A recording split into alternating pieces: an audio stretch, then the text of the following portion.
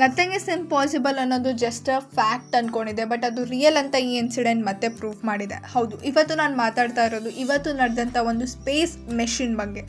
EXIM-4 machine, ಇದು international space ಸ್ಟೇಷನ್ವರೆಗೂ ಅಂದರೆ ISSವರೆಗೂ ನಡೀತಾ ಇದೆ.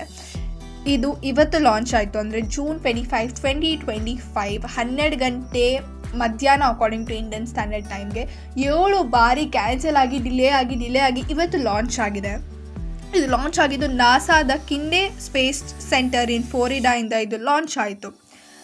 ಈ ಸ್ಪೇಸ್ ಮಿಷನಲ್ಲಿ 4 ಜನ ಆಸ್ಟ್ರೋನಾಟ್ಸ್ ಇದ್ದಾರೆ. ಅದರಲ್ಲಿ ತುಂಬ ಇಂಟ್ರೆಸ್ಟಿಂಗ್ ಅಂದರೆ ಒಬ್ಬರು ಆಸ್ಟ್ರೋನಾಟ್ ಶುಭಾಂಶು ಶುಕ್ಲಾ ಅಂದರೆ ಒಬ್ಬರು ಇಂಡಿಯನ್ ಕೂಡ ಇದ್ದಾರೆ. ಆ್ಯಂಡ್ ಅದಕ್ಕಿಂತ ಇಂಟ್ರೆಸ್ಟಿಂಗ್ ವಿಷಯ ಏನಂದರೆ ಇವರೇ ಅದರದ್ದು ಪೈಲಟ್ ಕೂಡ ಆಗಿದ್ದಾರೆ. ಇವರು ಇಂಡಿಯನ್ ಏರ್ಫೋರ್ಸಿನ ಗ್ರೂಪ್ ಕ್ಯಾಪ್ಟನ್ ಕೂಡ ಆಗಿದ್ದರು. ಸೊ ಇವರ ಲೈಫ್ ತುಂಬ ಇನ್ಸ್ಪಿರೇಷನಲ್ ಆಗಿದೆ ಆ್ಯಂಡ್ ಇವರ ಲೈಫಿಂದ ನಾವು ತುಂಬ ಕಲಿತೀವಿ. ಒನ್ ಆಫ್ ದ ಸಿಲಿ ಅಥವಾ ಒಂದು ಸಚ್ ಫ್ಯಾಕ್ಟ್ ನಿಮ್ಗೆ ಹೇಳೋದಾದರೆ, ಇವರ ಸಿಸ್ಟರ್ ಸುಚಿ ಶುಕ್ಲಾ ಅವರು ಹಿಂದೂಸ್ತಾನ್ಗೆ ರಿಪೋರ್ಟ್ ಕೊಟ್ಟಿದ್ದಾರಂತೆ ದ್ಯಾಟ್ ಇವರು ಸ್ಪೇಸ್ ಸ್ಟೇಷನ್ಗೆ ಹೋಗೋಕ್ಕೆ ತಯಾರಿ ಮಾಡ್ಕೋತಿರೋವಾಗ ಇವರು ಇಂಡಿಯನ್ ಕ್ವಿಸನ್ಸ್ ಆ್ಯಂಡ್ ಡೆಲಿಕಸೀಸ್ನ ಕೂಡ ಕ್ಯಾರಿ ಮಾಡಿದಾರಂತೆ.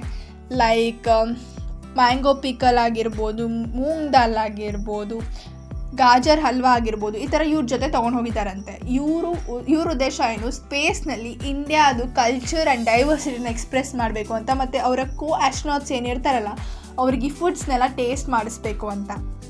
ಸ್ವಲ್ಪ ಸಿಲಿ ಫ್ಯಾಕ್ಟ್ ಇದ್ರೂ ಬಟ್ ಇದರಿಂದ ನಾವು ತುಂಬ ಕಲಿಬೇಕು. ನಾವು ಎಷ್ಟು ಗ್ರೋ ಆದರೂ ನಾವು ನಮ್ಮ ರೂಟ್ಸ್ನ ಯಾವತ್ತೂ ಬಿಡಬಾರ್ದು ಅಂತ ಇದರಿಂದ ಕಲಿತೀವಿ. ಆ್ಯಂಡ್ ಇವರಿಂದ ನಾವು ಡಿಟರ್ಮಿನೇಷನ್ ಆ್ಯಂಡ್ ಪರ್ಸಿವರೆನ್ಸ್ನ ಕಲಿಬೇಕು. ಇವರೆಷ್ಟು ಡಿಟರ್ಮೈಂಡ್ ಆಗಿದ್ರು ಇವ್ರ ಗೋಲ್ಸ್ಗೆ ಅನ್ನೋದು ತುಂಬ ಮುಖ್ಯ ಆಗುತ್ತೆ. ಎಷ್ಟೊಂದು ಜನ ಆಸ್ಟ್ರೋನಾಟ್ಸ್ ಇರ್ತಾರೆ, ಅವರೆಲ್ಲದರಲ್ಲೂ ಇವ್ರಿಗೆ ಆಪರ್ಚುನಿಟಿ ಸಿಕ್ಕಿದೆ ಬಿಕಾಸ್ ಇವ್ರ ಹತ್ರ ಎಕ್ಸೆಪ್ಷನಲ್ ಟ್ಯಾಲೆಂಟ್ ಇತ್ತು ಅಂತ.